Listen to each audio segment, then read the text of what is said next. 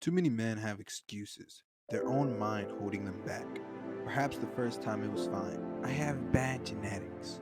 Then, I'm just not feeling good today.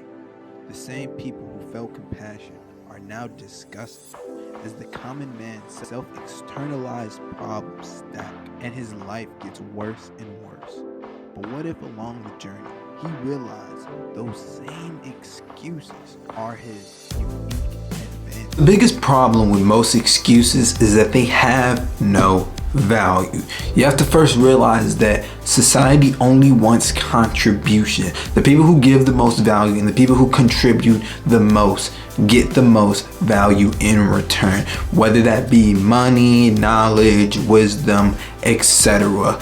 Look at people like Jeff Bezos, Elon Musk, for example. Now, regardless of what you actually think about these people, they do give the most value. They give the most contribution to society. I mean, Jeff Bezos, just as a person, has a website where he is selling anything and everything, whether that be high quality headphones or low quality headphones, high quality cameras or low quality cameras. There are millions of products on Amazon.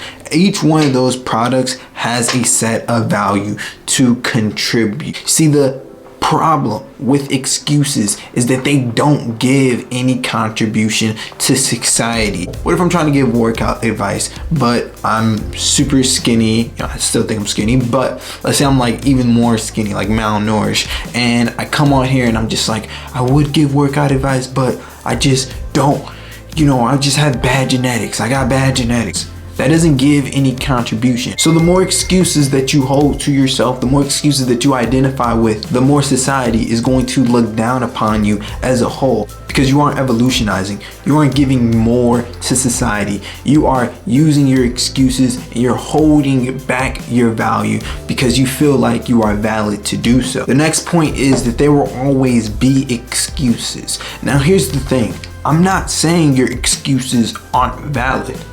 I'm not saying they aren't valid, but here's the thing. There are always going to be excuses.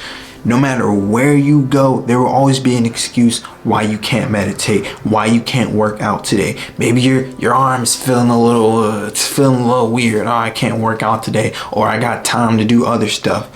It goes back to that common saying of, I don't work out because I just don't have enough time to work out. Yeah, that's fine, but at the end of the day, your body isn't gonna grow. You don't have time to meditate. Okay, that's fine, but at the end of the day, your mind isn't gonna grow. See, this is the big enchilada. This is the most important thing, is that there are going to be an abundance of excuses. But since there is an abundance of excuses, it kind of makes them all not valid. There always going to be a reason why you can't work out that day. There's always going to be a reason why you should cheat on your diet. If you truly look for that reason, then it will be there. And I'm not even going to say that reason, that excuse isn't valid. It could be 100% valid. But the end of the day is it doesn't build anything. And there are always going to be a reason why you shouldn't do it. But just because there is a reason why you shouldn't do it doesn't mean you shouldn't do it.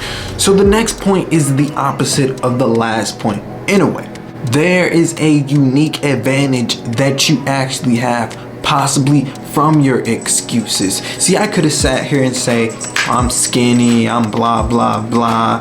But the simple fact that I actually pushed my body and I actually did the things that I had to do to build muscle, I can now get on the camera and give value from my excuse. So the original excuse was, I'm skinny, I have bad genetics.